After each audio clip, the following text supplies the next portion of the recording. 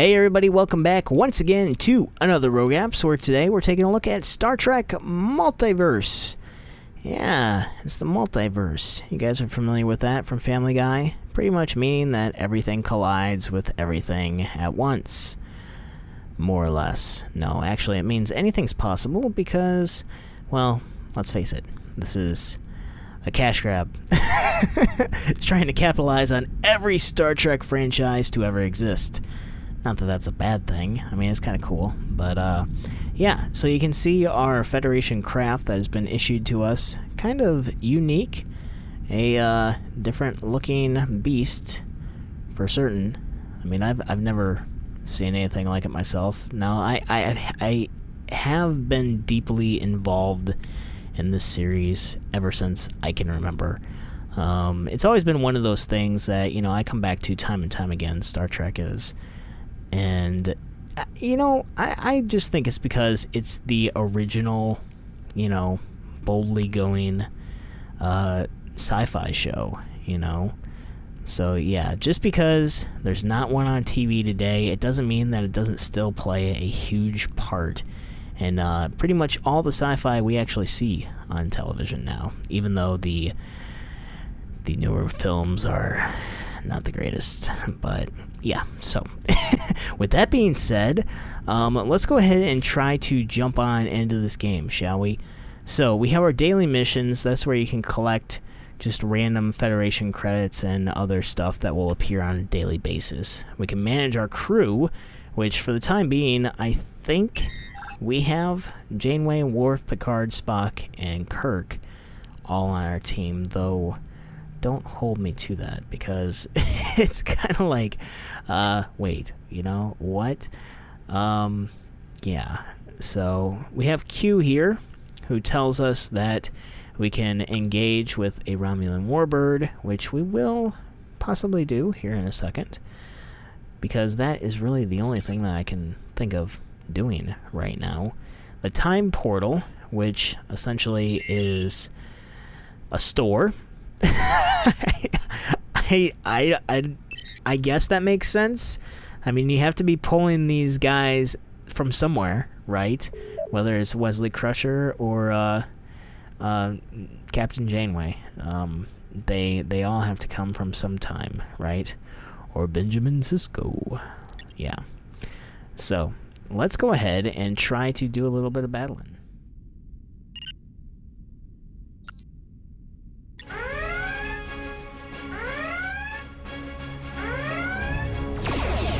Whoa.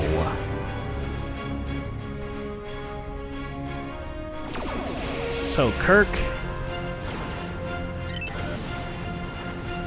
Fire.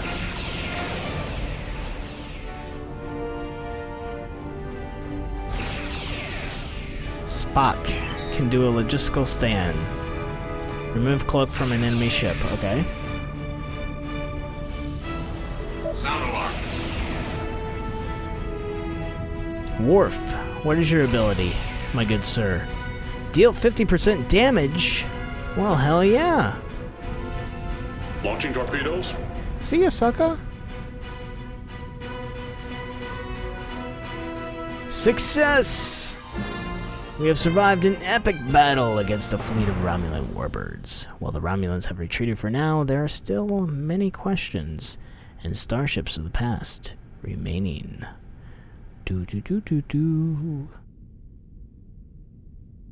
So, with that, we level up to a level 2. It's nice to see some progress.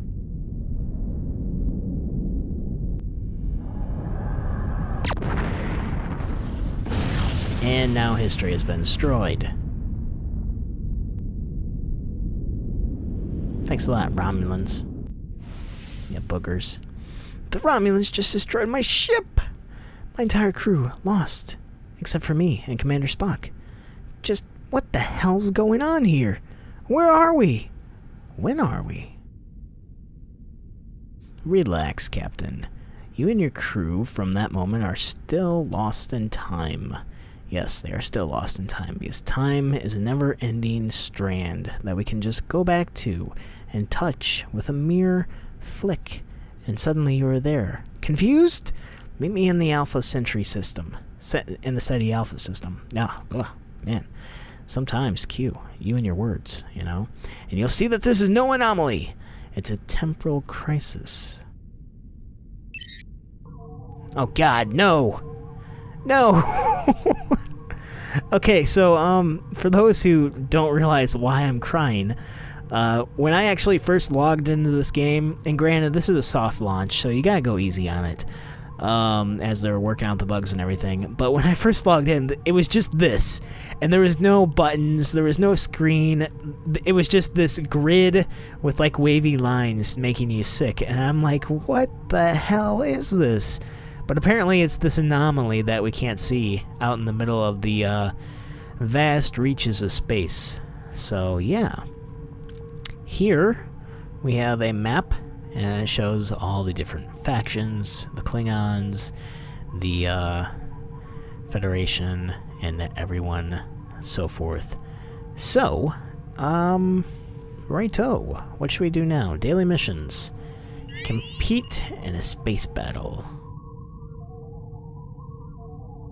Claim. Yes. There we go.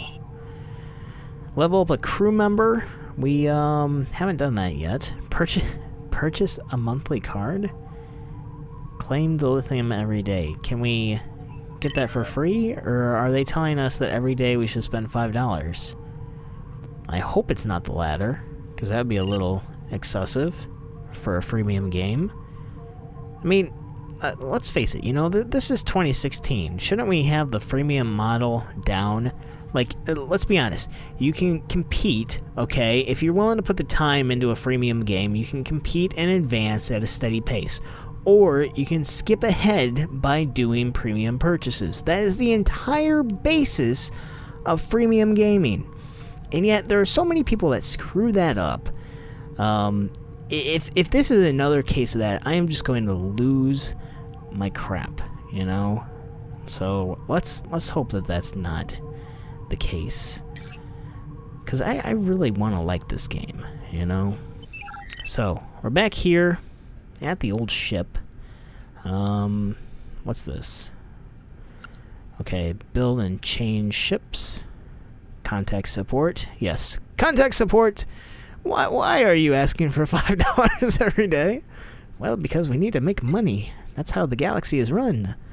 What about our daily missions? Is there anything under daily missions? We can level up a crew member, like I said before. Let's try that and see if it lets us do anything. Can we train Janeway? Fraction mission? Discovered? Undiscovered? Bajor, Cardassia, the Maquis.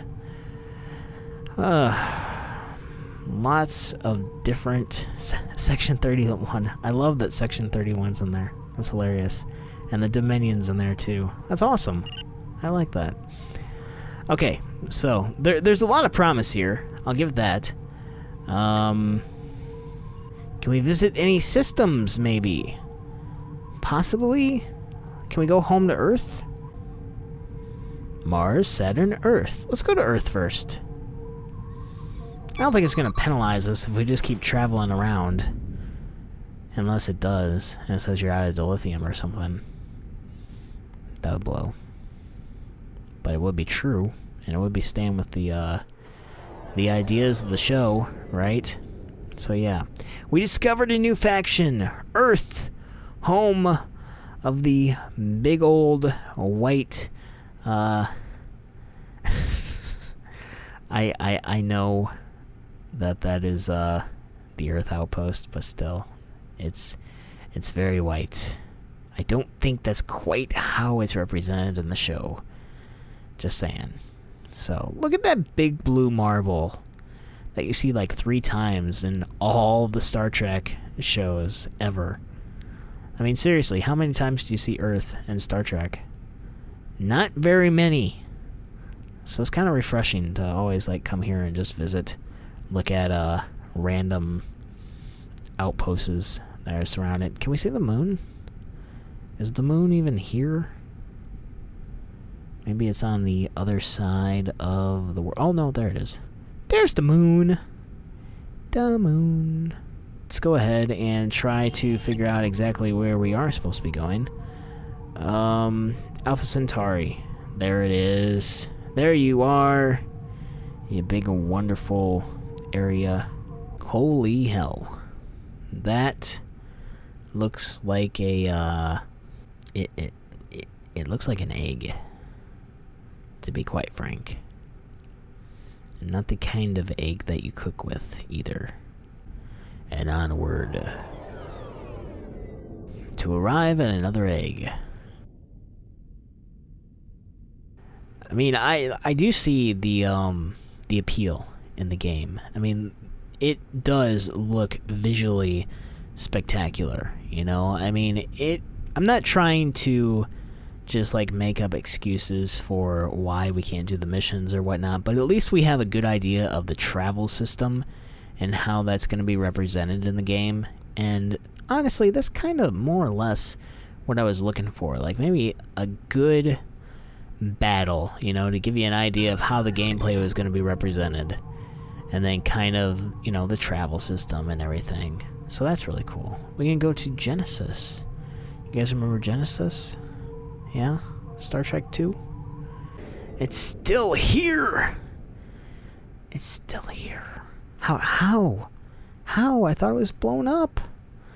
That's what happens when you screw with space and time. How about Romulus? Want to go to Romulus? Romulus has never looked more cheerful. What do we have here? Schematics for a Jem'Hadar fighter, the Defiant, the HMS Bounty, Defiant class ship, the Maquis Raider, Voyager. Everybody wants Voyager. No. Do you have any idea how old Voyager is now? Like, honestly, it's like 20 years old. It's crazy. It's crazy. I mean, like, you always think, oh, this is cutting edge, but Voyager is like the Star Trek equivalent of the Millennium Falcon now. Just an old hunk of junk. You know? Whoa. Deep Space Nine. Oh, and I love that we're just, like, stationed here. Like, we don't even need to park it or anything. We can just sit back, watch the wormhole do its thing. Check out that interstellar traffic just moving back and forth. Oh, yeah. And the little Bajor transport. They really got this down, man. I mean, seriously. I mean, granted, the Bajor transports... Well, that one didn't dock. But maybe it's because it's in a pattern. But this one docked. It's actually inside the ship. Okay. Warp core breach.